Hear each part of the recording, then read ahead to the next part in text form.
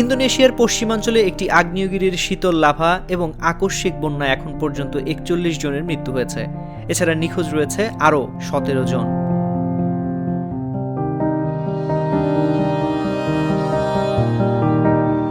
স্থানীয় দুর্যোগ সংস্থার এক কর্মকর্তা সোমবার বার্তা সংস্থা এএফপিকে এ তথ্য জানিয়েছেন।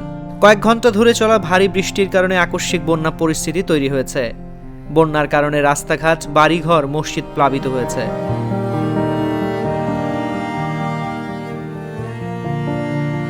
পশ্চিম সুমাত্রার দুর্যোগ প্রশমন সংস্থার কর্মকর্তা ইলহাম ওয়াহাব এএফপিকে বলেন, গত রাত পর্যন্ত আমরা ৩৭ জনের মৃত্যুর বিষয়টি নিশ্চিত হয়েছি। তবে আজ সকাল পর্যন্ত এই সংখ্যা বেড়ে ৪১ জনে দাঁড়িয়েছে। উদ্ধারকারীরা জানিয়েছেন এখনও ১৭ জন নিখোঁজ রয়েছেন, তাদের উদ্ধারে কাজ চলছে। নিখোঁজদের মধ্যে আগাম জেলায় ৩ জন এবং তানাদাতারে ১৪ জন। বন্যার সবচেয়ে ক্ষতিগ্রস্ত এই দুই এলাকায় কয়েক লাখ মানুষের বসবাস। এখন পর্যন্ত কতজনকে সরিয়ে নেওয়া হয়েছে সে বিষয়ে নিশ্চিত তথ্য দিতে পারেননি ইলহাম ওয়াহাব।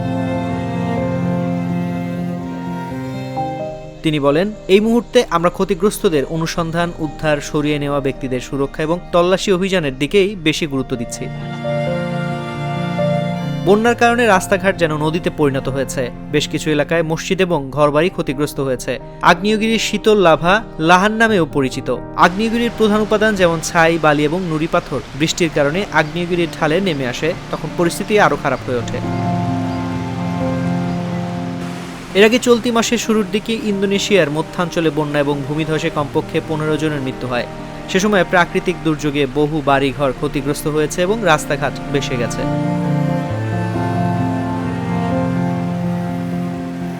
বর্ষাকালে ইন্দোনেশিয়ায় ভূমিধসের প্রবণতা বেড়ে যায়। কিছু এলাকায় বন উজাড়ের কারণে পরিস্থিতি আরও খারাপ হচ্ছে। দীর্ঘ সময় মুষলধারে বৃষ্টির কারণে কিছু এলাকায় আকস্মিক বন্যা পরিস্থিতি তৈরি হয়েছে। ২০২২ সালে সুমাত্রা দ্বীপে বন্যায় প্রায় ২৪,০০০ মানুষকে সরিয়ে নেওয়া হয়েছিল। সে সময় ২ শিশুর মৃত্যুর খবর পাওয়া গেছে।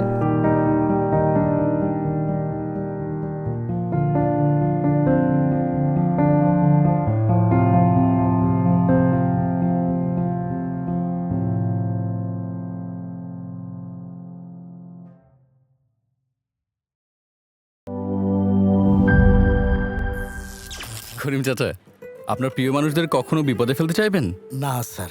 তাহলে আমাদের বিপদে রাখা কি ঠিক হচ্ছে? এজন্যই বিজলি কেবলস সবচেয়ে ভালো ও নিরাপদ।